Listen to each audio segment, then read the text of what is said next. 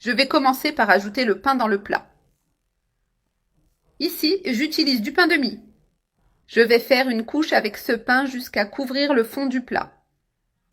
Dans cette recette, j'utilise un petit plat.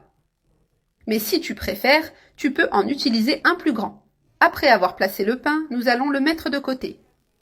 Dans un petit bol, nous allons préparer notre sauce. Nous allons ajouter 4 cuillères à soupe de sauce tomate. Nous raclons bien pour ne rien gaspiller. Nous ajoutons aussi une pincée de sel, une pincée de poivre noir et une pincée d'origan. Ensuite, nous mélangeons bien jusqu'à ce que tout soit bien incorporé. Regarde, j'ai déjà bien mélangé notre sauce.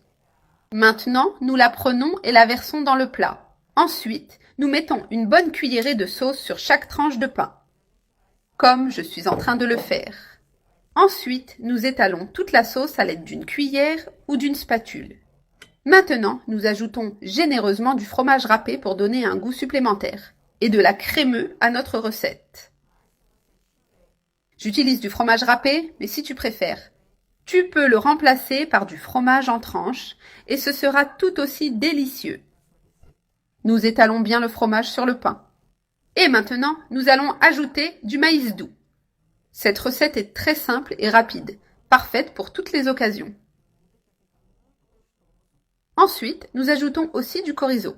J'ai coupé le chorizo en demi-lune. Mais si tu préfères, tu peux le couper en rondelles.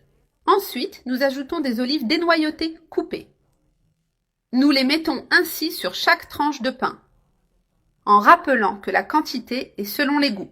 Chez nous, tout le monde adore les olives, donc je vais en ajouter beaucoup.